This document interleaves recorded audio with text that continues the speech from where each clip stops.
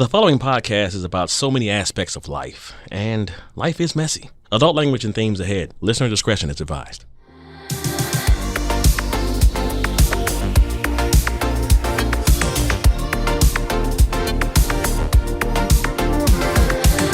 Trigger warning, ready yourself, because now we're going there. Taboo topics are back on the table. Greetings from beautiful sunny California. We're actually here in Studio City because we're going to be taking a little fun trip to Universal Studios tomorrow. And I have with me my beautiful wife, Lindsay. Hello. And we have a special, awesome guest today, Mr. Caleb Hudson. And if his name sounds familiar, because he's also known as A Boy Named Barbara, he was our musical highlight of the Anti-Racist White Chick episode from season 1. Caleb, thanks so much for being here. Hello there. Thank you for having me. If you could see us right now, we're like in our tiny little hotel room and we somehow made this awesome podcasting station in the middle of the room with our table and like furniture. So let's talk a little bit about you. I know we shared your basic bio story on one of our other episodes, but tell our audience a little bit more about who Caleb is. Yeah. Well, in a nutshell, I am a queer LA music producer and marketing strategist, because the music producer part hasn't caught up quite yet. So like they both coexist in my world. Originally a Minnesota kid, and I was telling you I'm the product of a conservative upbringing, and then had to find my way into a life of authenticity and make my way into beyond accepting, into being an activist. And so this last Saturday I had the honor to put on a really splashy pool party that made a whole lot of money for queer youth, and so that was an honor. Yeah. I purposely didn't ask you some offline questions because I want to know the answer from, you know, straight from the source. So what I loved about your story that I'm sure everybody loves is you're a boy named Barbara. It was because your grandmother, who was named Barbara, was like the one who accepted you. The story that you're referring to, Matt, is that when I was a little boy, I would run into my grandma's room and I would quickly find her metallic gold shoes, and they were these beautiful metallic gold wedges. I loved them. Oh my gosh. And if you know her, they're so flashy. She's not a flashy person, but she always jokes, even to this day, that they were her best. And she said, you always did have good taste. And it's true. They were her best. And I would put them on and I would wear these around her house, and I would pretend that I was playing that music, and I would run into the kitchen and grab the turkey baster and pretend it was a microphone and pretend it was hyping up a crowd. And I loved him. And there was a time, I don't remember the exact age, it was somewhere between like 6 and 8 that my parents sat me down in the kitchen, and my mom is sitting across from me at the table. It's a really confrontational conversation, so I can feel that energy, you know. My dad is standing behind her. He's got his hand on her shoulder, kind of supporting her through this conversation. And she's explaining to me that boys don't wear girls' shoes, and that there's something called gay. And she's afraid that people will think that of me, because it's a bad thing. And the last thing we would ever want is for people to think that about you. And she kept saying, like, because you're a normal boy, you know, it's not true. Like, this isn't at all true, but you're a normal boy. Like, of course, we don't want them to think that you're normal. I never wore those gold shoes ever again. And I set out on a quest to be as normal as I could. And eventually, as a few years go on, I go through the process to understand that I'm actually not normal, but I'm in a context where I'm trying to be as normal as possible and afraid of any possible outcome where people realize that I'm not normal. It leads me down a path where I am, sitting in my bedroom upstairs at the house that I grew up in, and I'm recording my voice over and over again with a cassette player, trying to change my voice so I don't sound gay. And it goes to a point where I'm like trying to change my signature, because my signature is too loopy and has too many bubbles in it, and I'm trying to make sure it looks more masculine. How can I make sure it doesn't look gay? You know, it keeps going into a total reinvention. You know, through high school, I'm being called faggot, I'm being called queer, I'm being like the butt of jokes, and this are all in the context of these are all people I know from church. This is all church circles that is this happening. And I make my way to college and do a reinvention. I sort of try to like completely reposition myself again on the quest for normal. And that leads me to ultimately graduate college and marry my best friend, who is a woman. And we had a wonderful marriage. We were married for many years, and my life was very normal. I had a house by a lake with a fenced-in yard, a dog, and two cars. American dream. That's This the is American normal dream. How much more normal can you get? We both had great jobs and good wardrobes. And I mean, it just goes on. We were like very, very normal. And it just wasn't my life. I was living someone else's life. I'm sure someone else would have been very, very happy with that life. It just wasn't my life. And so I made a change for authenticity and decided to come out. And when that happened, the person who supported me and the person who championed me in my family was my grandma, and the grandma with the gold shoes. I remember there was a big fight when I came out with my parents, and I hadn't seen them or talked to them in 6 months, which is the longest I'd ever gone without communicating with them. And I was going to Thanksgiving. It was at my grandma's house. And I have this beautiful memory of showing up with sweaty palms, like getting ready to walk in the room. It's the first time I'm going to a holiday without my former wife by my side. Most of the family doesn't know because my parents are embarrassed and won't tell them. I don't know how I'm going to get through the day. I don't know how I'm going to have the conversations. My grandma had called me and asked me specifically to be there, and I love her to death, so I showed up. And she is not even 5 foot. She is like 4'8" 3/4. And there she is, like pushing through this crowd of people in her house. The second she sees me walk through that door, she beelines, like pushing people out of the way to get to me. She gets her hand on me and she looks me in the eye and she's like, "Don't worry. I'm going to be right here. You're going to be fine today. And at the end of it, it's you, me, and a bottle of wine." And that's exactly what happened. She was like my advocate. She was telling people. She was like, and she was an activist, even supporting like gay marriage. In the years that followed the divorce, I got into my first love, which was music, the very thing I would do when I would wear those gold shoes. And I decided early on that ultimately what would happen is that I would always wear gold shoes every time I performed, every time I was around it, and that I would name myself a boy named Barbara in my grandma's honor to just symbolize everything that she represents about love, authenticity, about inclusiveness, about being a champion for the outcast, because she's been a part of civil rights. She's been a part of the women's liberation movement. She's champion for gay rights. And I wanted to embody those characteristics. And I think sometimes we pass down a name into, from generation. Like sometimes you're like, oh, I have my father's name or my grandpa's name or whatever. And usually those are gender specific. So I have my dad's middle name, and so like, I just think there's a power to taking on someone. And I thought, why does gender have anything to do with it? I want to embody the characteristics that are modeled for me by this person, regardless of gender. This is the person that I want to emulate in my lifetime. And I want to honor that. And so that's why I named myself a boy named Barbara. What's your relationship with your parents and your family now? The relationship with my parents now is good. It's very surface. It's still there. It's better than it was. They have changed a lot.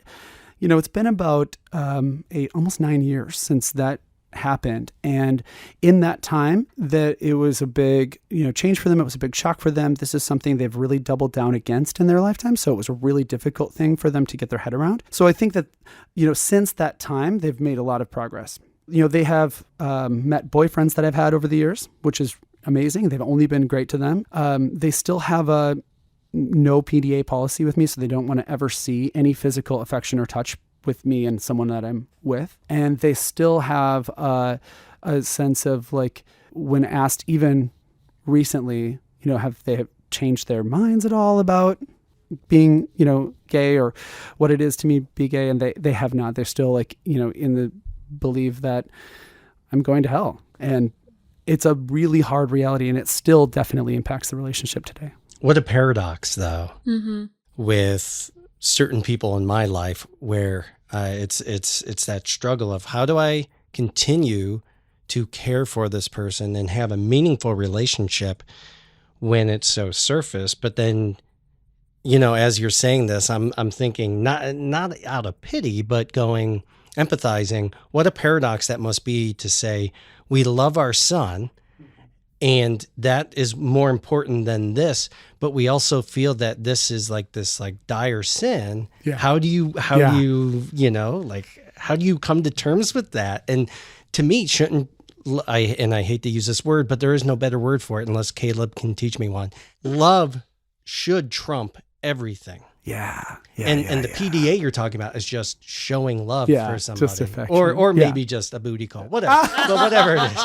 And that's great too. It's so true. And I do think that I try to apply that empathy and understanding to my parents now in a place like I have a really strong sense of self-identity and self-love and like at a confident place in my life now. And so I look back and I think, in the 80s when the news was surrounded with the AIDS epidemic, which was represented in a way that was vilifying to many and cast, a fear of death over a community and so there was some fears embedded around what it meant to be gay, through that time frame that again, the early conversations where I'm a little boy, like having those conversations are probably just, still in the heat, the time of that crisis, when they're reading those headlines and you're deeply committed to a faith and a belief system that means a lot. And I think oftentimes it can feel like opening up to a new paradigm or challenging some of those belief systems can be really scary because it feels like it can challenge some belief structures that are really, really set in stone. But I've seen and heard so many stories of people with similar constructs of conservative parents or conservative environments with some LGBTQ individual in their life that have been able to find a love and acceptance that does trump. And so it is possible. And I really hold the faith that my parents aren't today who they were when I first came out. And so I try not to fix in my mind that I allow them the ability to change. And I hope that, 10 years from now, it looks very different. Tolerance is a two-way street for sure. I still think you've had to probably be the bigger person for most of your life, if not all of it. There's so many horror stories that I hear about, people abandoning their kids and kicking them out of the house and, all the things that happen because they think it's a choice. Yeah. Right. Or they say, God's punishing me. I must have done something wrong. And there's so many horrible things that we could unpack there that we just don't have the time for. But what I wanted to touch on real briefly was you and I connected, not just because of this podcast, but I sent you some notes and then you and I started talking really a lot back and forth because we have pretty similar backgrounds in the sense that your cross to bear was being queer in a non-accepting family. Mine was just being very different in a non-accepting family, challenging everything that I was taught because I'm like, this doesn't make sense. I have friends who are X, Y, or Z. They're not bad people. It can't be the only way into heaven is your one way. Mm-hmm. And so we really bonded over the fact that trauma bonds people and growing up in a not just conservative, but the evangelical world it can be traumatizing. Yeah. And so what was that experience? I know you talked a lot about it, but there's other things just beyond you have to be straight and that fucking word normal. There is no normal. You know what normal is? Normal is a setting on a washer or a dryer. And that's it. Yeah. It's really true. And I think that actually one of the biggest divides that I have with my family today is actually around the faith structure and the belief system. Yeah. Just because my worldview has expanded so much that I just don't have the same commonality or use the same language that I once did. Mm-hmm. And I totally get what you're saying, how you felt like an outsider.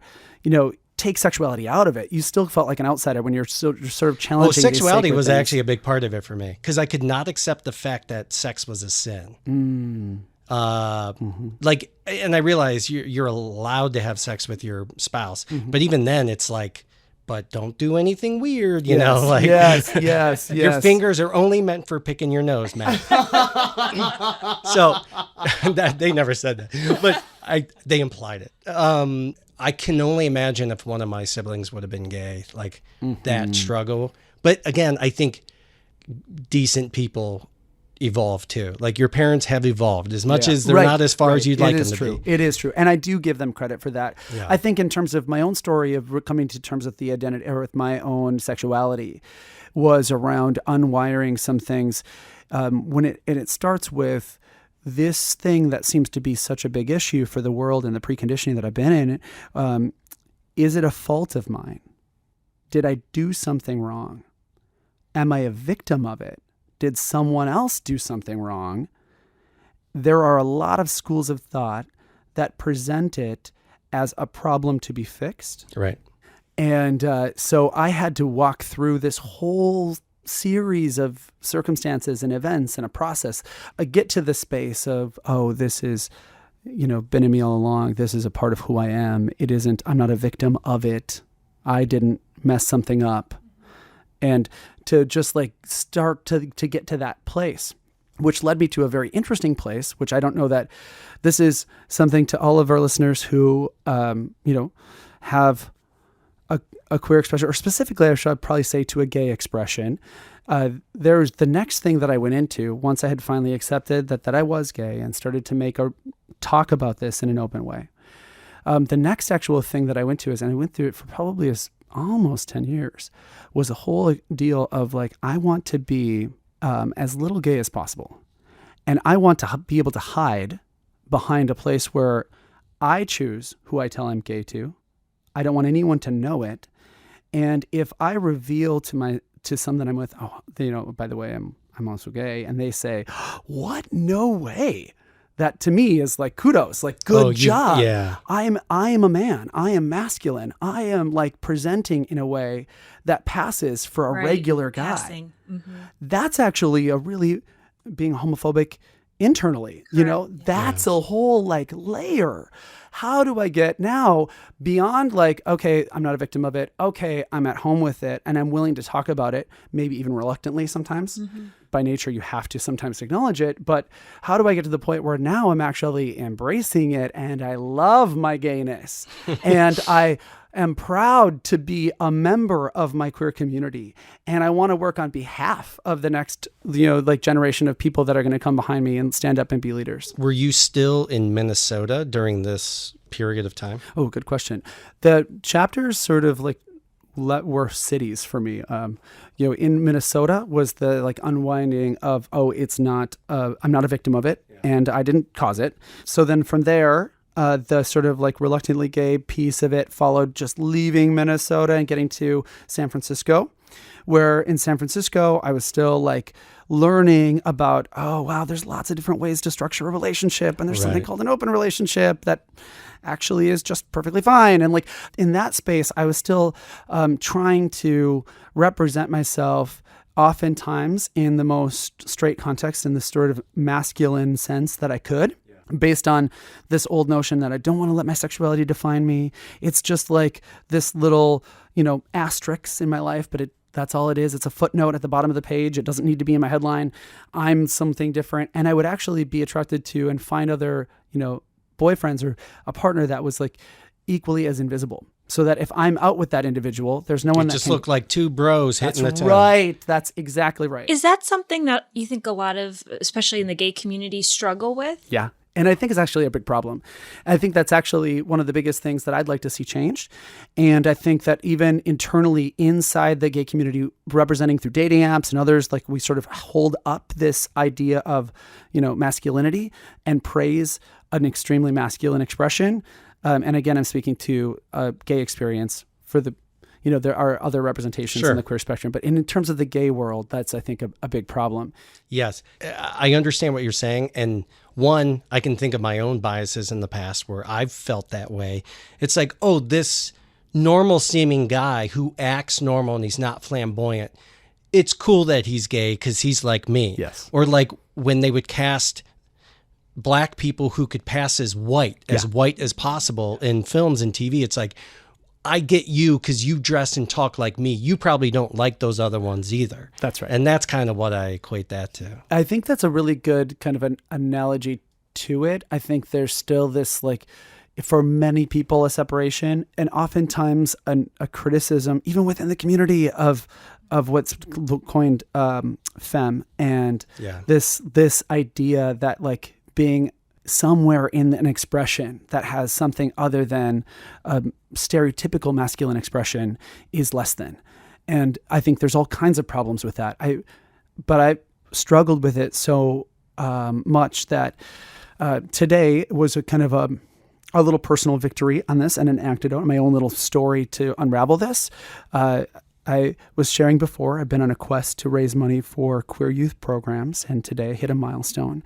Thanks to well over 50 people in my world, we were able to put together $6,000, which for me was a bigger goal than I could have ever hoped for myself. So I decided to celebrate that by filming and posting on Instagram a dancing video where I just danced in my apartment to a song that I played loudly. And for the first time, I was, intentionally like taking off that idea, that filter that I need to dance like a man, that I'm like, in any sense of like, how is this going to be perceived? Will this look feminine in any way? And so I'm unwinding that. I'm coming at home. I'm celebrating my sexuality in a way that I've never done before. And that's the liberation piece. Yeah. We talked about freedom when I first arrived before we turned on this mic. But I really do think liberation and freedom is something that I wish we could hand out, like permission slips to people, and not just like come to terms with, reluctantly so, yourself and your desires and your wants, but actually celebrate them. Actually, invite them to be a part of who you are and be, willing to go to those spaces. I think that's what liberation looks like. I think one day we need to get rid of all the letters and basically say, like, we're all in this spectrum somewhere. Even if you're the most hetero person in the world, there's still sexual identity issues we all carry around. And you said, well, that's why we're all moving towards the term queer more and more, because it kind of just covers everything. And you even said, which I just thought was a beautiful thing, because I do kind of see it that way, is like even straight people can be queer, because queer, I mean, what is the definition to you? Yeah. The term I think of queer as is a reclaiming. I don't have like a soundbite definition to give you, but what I've got is like a spirit of like, this is a word that is being restored and reclaimed, and that is used to represent the fluidity of self-expression and love. And that all these different identities that live under this umbrella are given a home under this term of queer. And that involves individuals, that may have a partner of the opposite sex. And that's fine. This is an encompassing word. Mm-hmm. And I want to see us move away from definitive I am statements that feels like they sometimes can lock people into an expression, where I've talked with individuals who have expressed a desire or a curiosity to be with someone of the same gender. Mm-hmm. And they feel afraid of these sort of thoughts because they're worried about an I am expression. They're worried about like labeling. And exactly, like, maybe they aren't, and having an interaction with someone may be all that they want. Maybe that affirms that like they're not ready to even talk about or express themselves in any form of like a label, or they're worried about a label being attached to them like a big sticker that they can't get off later. Yeah. And I really find like if we use a more fluid word that allows you to have more, ultimately the hope is that we have more freedom of self-expression, and therefore more self-love, therefore more light and joy into our life, into the world around us. And if that for even one moment or experience gives life to an expression of someone with the same gender, so be it. Like that is, I think, a beautiful thing. So I love using that term now. And I didn't always. That term had very negative connotations for me. So I think it's awesome, because it's reclaiming a term and putting it in a positive light. And really the way I always thought of the word queer, I mean, yeah, there's the negative, like homophobic connotation, but it's also just like different. And growing up, I think we all want to fit in. And then I think just in general, the older you get, the more different you want to be. It's like, I don't want to be like one of everybody else. I don't want to be this cookie cutter person. That's what's beautiful about the term. Well, and I think that the word I love is unique. Like queer is unique. And I didn't have this before when you asked that question, but it's just like now in the flow of this conversation that I'm thinking that's what it is. Like we're moving beyond, even just in my lifetime, from the world that introduced me to the term gay before, where it truly did represent different, to today in mainstream where I don't know that it is even more. And I think as we're moving away from it, we're getting into this, that queer is unique in that it's just a unique, maybe it isn't the conventional, but it is a beautiful, unique self-expression. Does it have to have the definition tied to it? Like, yeah. In the past, those labels have, right? Very exclusive for each of those labels, right? Versus just It is what it is. You know, it's really kind of fun that in my day job, I'm a freelance independent contractor, and I get hired by all different brands, agencies, or people to work on different marketing projects. And a great friend of mine who I've known since I was 9 years old, who is a gay Christian, ultimately envisions himself to be an author. And he is in the process of making those steps happen. So building a website, doing video content, doing photo shoots, getting like a podcast miniseries put together. And I get to be at the center of it all. And the whole thing is about restoring LGBTQ faith. And it's an invitation for what he calls the quiet middle. It's the sort of like, there's so many extremes and loud extremes on both sides that make all the noise, but there's a whole bunch of people in the middle who feel sort of lost to like, they know and feel in their gut that there's a better way to do this, that there's a more loving way to engage, but aren't quite sure what that looks like. And there's probably a variety of reasons. And are afraid to, you don't want to be alienated or outcast by your own group. Right? Yes. And you might be afraid of getting it wrong. Right. So this is an invitation to do that in differently. And he's got a beautiful way that he's, going about that. And how cool is it that here I am as a person who's recovering from a conservative background myself and has, come a long way. And how I don't actually get the luxury to like write off the world and walk away from it, that even my world is reorchestrated in a way that I get to go back and in so doing that heal old spaces for me around things with this, old paradigm. And I love it. And I think it's so exciting. I'm really excited to be a part of a project that is an invitation to a new conclusion. At the same time that I'm working in these spaces with non-binary individuals and raising money for queer teens, then I'm also like working with the conservative middle and trying to move the needle and create an invitation to a new reality, moving away from a fear-based model into more of a love-based model. And I'm really excited where that could look like. It's certainly not anything. I mean, if you talked to me a year ago and thought that this is what I would be doing, I would be shocked. Yeah. That's a beautiful thing. Amazing. One day, hopefully, we get to redefine Christianity too. Oh, yeah. And then I got this from the author that I'm supporting, but he always says, like, we need to change it. So, like, Christianity does not need to be the moral police. Like, that's great. Yeah. I love that. If you don't mind, I want to share candidly, like one of my first emails to you, we were going back and forth, and I said, you know what? I would love for you to check out this episode where I talk about conversion therapy. And I asked you for feedback because I genuinely... I personally know I misstep all the fucking time. I'm human. The thing is, I think when somebody knows that your heart's in the right place, they don't tell you, don't do that, you asshole. It's I want you to learn from me because you're asking. And you educated me in an email, and I took it like, thank you so much. Yeah. And what was that? That was a really beautiful exchange because you sent me this and you opened the door for feedback. In the anti-racist white chick episode, which is great, by the way, you were talking about feedback, and there's a whole conversation about how you actually genuinely want it. Yeah. And I had just recently listened to that, and I thought, okay, well, here he is in this email asking for feedback. I just heard him emphatically state that he does want this. So, all right, I'm going to open the door. In the episode, there's a point where you're playing back a story, and you're communicating that you had an early experience inside of a church context where they were maybe holding up a couple of individuals who were in that world being portrayed as a success story because they were no longer, gay. They had gone through a whatever the process looked like. But that was the context of the story. In it, you wanted to convey that the individual, I think there was the guy being represented, wasn't changed, and you were using voice as a way to represent it. Yeah. So you embodied it instead of saying he had a very flamboyant voice or something like that, or whatever it may have been. Exactly. And I think that I impersonated the guy for comedic effect. Totally. And I think that like the spirit, even when you said it though, like it wasn't a criticism to him. It was an affirmation story because you were at the end of the day having early awareness of something that felt very off to you.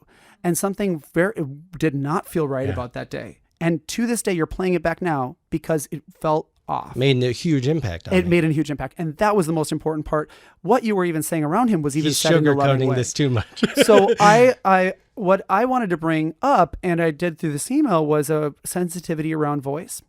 In the gay world, there's a lot of conversation around the gay voice. I told you early on, I was recording my own voice, trying to change it. It's just a very sensitive thing. And we didn't get into this in the email, but I think it's a point that I want to make, that ultimately the sexuality and our own orientation isn't related to the tone of our voice or our likes or interests. We might like the color pink and still want to be with a woman. I mean, there's no link between I like or listen to this music and have this interest, or I talk this way and I'm this way. But it was a beautiful thing. And here's why I'm bringing it up. You told me a little bit, but you definitely shared more in this podcast episode about that thing. And that's, to me, that's what learning is about. What makes it even better is don't be afraid to say the wrong thing. Yes. If the other person is there and knows that you're coming from a place of love, I didn't read your email back to me like you were scolding me. It was like here's what you should be careful with, because it could be, and that's a beautiful thing. So many people are like, you're trying to cancel me. No one's trying to cancel you. If you're going in with good intentions, and even somebody who, after you told me that, I did feel bad. Although that was a conversation you and I had, Lindsay, where I was like, should I keep it in? Should I take it? And you're like, you know what? If somebody tells you that was bad, at least they're listening, yes. right? Oh, that's beautiful. Well, and ultimately, that's actually that it wasn't a criticism. And don't feel bad. I think that the spirit that people walk away with that ultimately is that you had early awareness that something felt wrong. And that's what I walked away with. You know, he's talking with a lisp. Everyone, isn't this ridiculous? We all know he's gay because he has a lisp. And that's the thing. In real life, he probably didn't even have a lisp. Who knows? You know, in my mind, I turned him into a character because the whole thing was a cartoon. Yes. But the real takeaway was I watched two people being forced into something that they did not want to be because we did not accept them for who they were. And they had to choose between being a Christian or being a homosexual. That's right. And that is so fucked up. Well, and so this was part of my story as well. And I came out to my wife a few years into the marriage and stayed married. And we went through a whole process, and I went through my version of conversion therapy for like married gay men who wanted to be straight. And there were a variety of success stories held up. I went to Texas often, and so I lived through this whole piece, even to the point of being on stage, and we were both on stage together. Jesus. You know, well over 500 people in the audience. As a success story. As a success story. So even in that, damaging, yes, certainly a terrible thing. Absolutely wish I had never done that or gone through that path. And it was still in that whole space of like being gay or being Christian, and what does that look like? There's all kinds of layers to unravel there, but that was a little hit home moment for me because of my own. I purposely asked you to listen to that episode. I know that, yeah. And it's because... And you didn't know. You had no idea at that time. You had no idea. So I purposely teed up what I thought was one of the most controversial things, at least that maybe you would see as controversial. Like, you know, I would ask if I really wanted my mom's feedback, which I don't, I would ask her, I would ask her to listen to an episode where I essentially bash... And I try not to Christian bash. Do you identify as a Christian? You know, it's funny. We had a whole conversation about it this week. I say yes, but in its purest form. I think I identify as a Buddhist more than a Christian anymore. But I also think Christ was a Buddhist. So there's that, which I've been poo-pooed on for saying that by hardcore Christians. They're like, how dare you? I'm like, read a little bit about Buddhism. It like Christ and Buddhism go hand in hand. Do you still identify as Christian? No, I do not.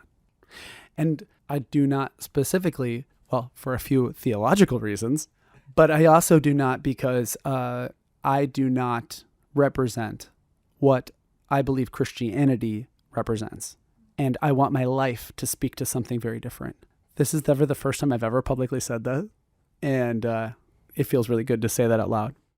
I know lots of people who embody what Christianity is supposed to be and identify nothing close to it.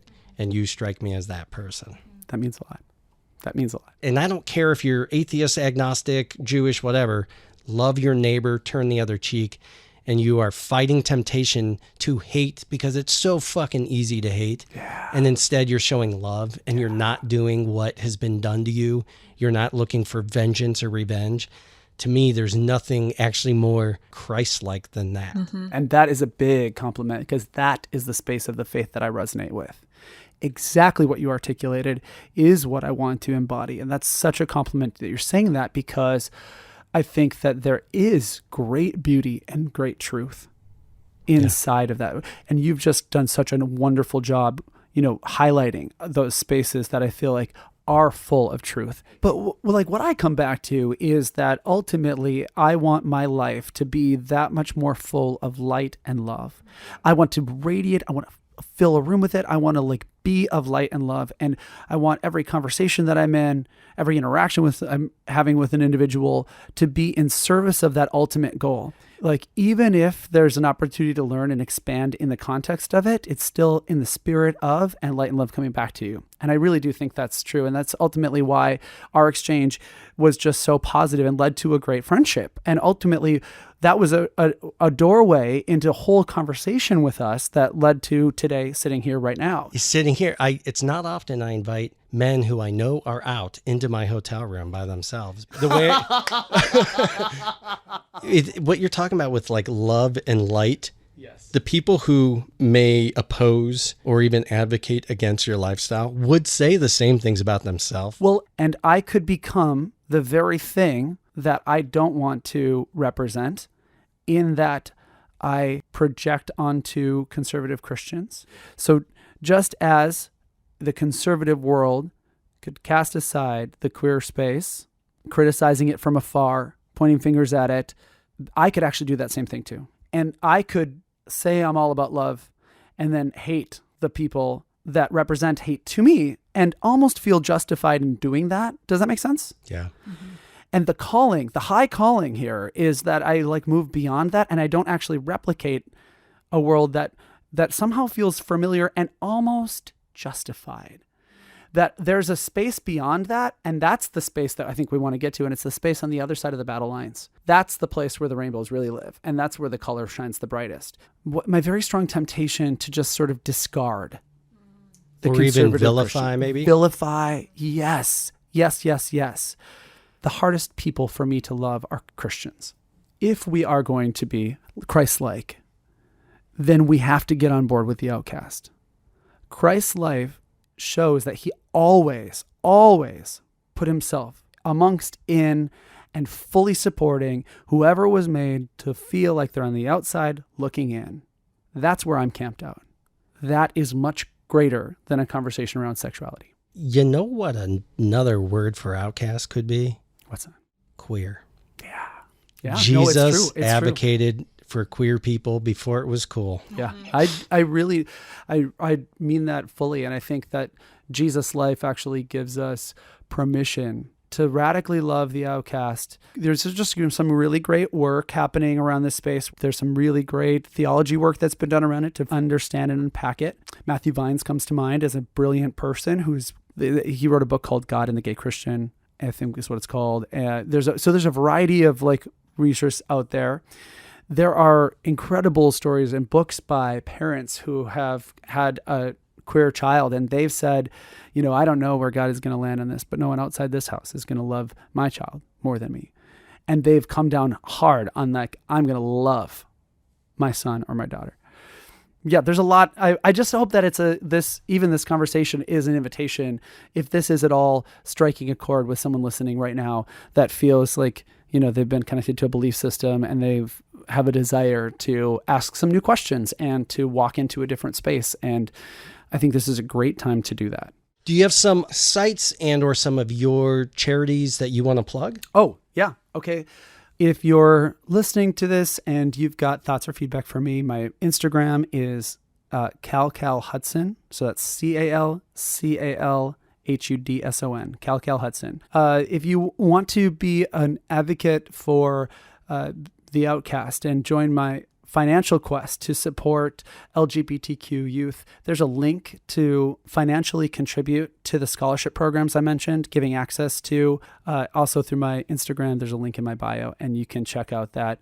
And then later, when I get this project that I've been talking a lot about today with this intersection of faith and sexuality is interesting to you, I've got a new website coming on that, and that'll be going live in a couple of months. So I'll send it to you and you can post it underneath this Absolutely. podcast. So we'll just keep it all. We're just going to keep all of these great resources flooding to you. Not only do I feel extremely blessed and humbled to have met you, to get to know you, and to be invited into just a sneak peek of your life out here. It's enriched mine tenfold. So thank you so much. And thanks for taking time to come to my seedy hotel. And no, I'm kidding. It's a very nice hotel. Oh, I always meet married men at studio. No, just kidding. This is just another Wednesday for Matt Pilata. I echo Matt's sentiments, but thank you so much. It's been such just a pleasure and an honor to be invited into this space and have this conversation, focusing on love and self-acceptance and then acceptance of the others around you. So more love is better. This has been so beautiful. And one of the things that I think has made today so special for me is meeting people who are so like-minded in the pursuit of expanding and increasing our awareness and increasing the way that we are loving and being a part of meaningful conversations. And you two are doing that. I've never met more like big champions, for this whole quest. And we are all in this big mess of life no one's got it right. Everyone's just kind of like money and getting along, and you guys are doing it and you're in it in a free way. And being in the room with you, I can sense the chemistry between you, and I can just feel that like space that you are like gravitating into more and more freedom, that you are like living in more like vulnerable and authentic ways with each other. And then you've created this channel, this portal through this podcast for the rest of us to be along your journey. So I just want to say over this podcast and over both of you that I just hope that in the years to come, you go on this incredible quest that leads you to new and incredible destinations that you can't even imagine today, right now in his seedy hotel room, that you can't even imagine. And that ultimately you give us the opportunity to go with you on that journey, because that's all that we could ever want as the people listening. Pack your bags.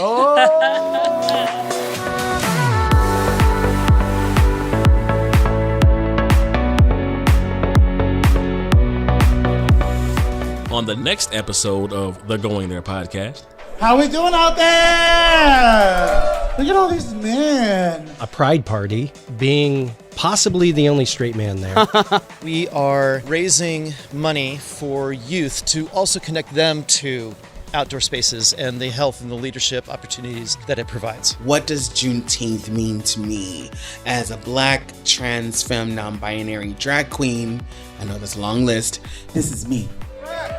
We just went there. Now you can go to thegoingtherepodcast.com for links to our socials and all the places you can hear the podcast. So what did you think about this episode? And be honest. Let us know by leaving us a review, sharing your thoughts, and subscribing. And be a cool person. Tell a friend.